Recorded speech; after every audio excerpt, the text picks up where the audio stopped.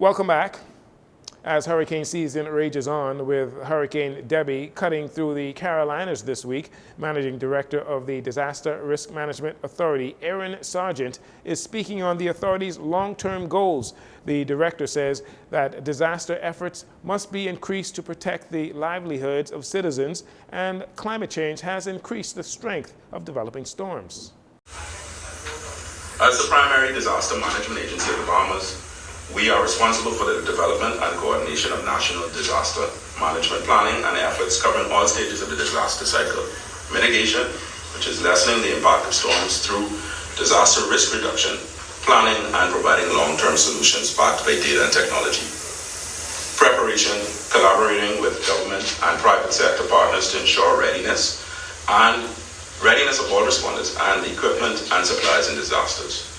Response, coordinating the national interagency responses. Recovery, overseeing the delivery of humanitarian relief and recovery efforts, implementing measures to restore normalcy. Mr. Sargent says that the authority aims to keep with the objectives of the Disaster Risk Management Act, focusing on preventative action and institutional planning. The director says that despite the authority's short lifespan, they are independent and proactive. From a mitigation perspective, the interim strategic plan and future development of our country work program has started. At our second Board of Directors meeting, we adopted our 18-month strategic plan, which includes 4 pillars of focus: administration, operations, strategy and planning, and capital projects. This plan will guide our internal goals and key objectives over the next 18 months. Additionally, we begin the development of our long-term 3 to 5 year country work program with SEDEMA. Actually, today we have a meeting after this with SEDEMA. The country work program will provide a detailed outline for disaster risk management, for the disaster risk management space, and allow for the DRM authority to access external funding to support its work. SEDEMA is the Caribbean Disaster Emergency Management Agency, for those who may not be aware.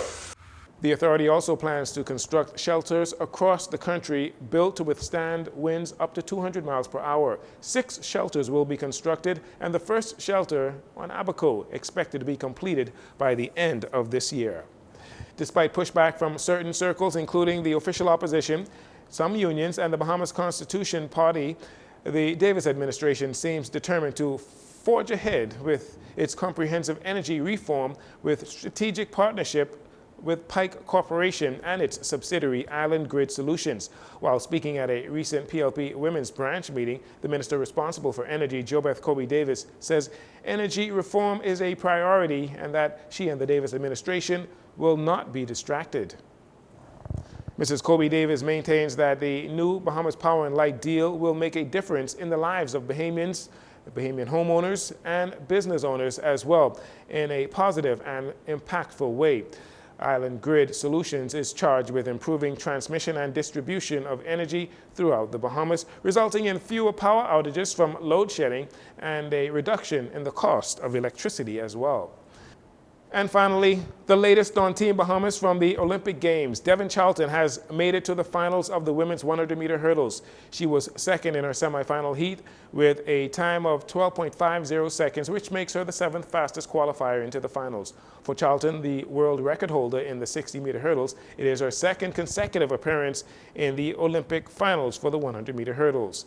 The finals, by the way, they're set for Saturday at 1:30 p.m. local time. Also in the semifinals earlier today, Charisma Taylor, 24 years old, she ran a personal best time of 12.63 seconds for 4th in her heat and 12th fastest time overall. She did not advance to the finals, but had a very good showing and is looking forward to the 2028 Los Angeles Games.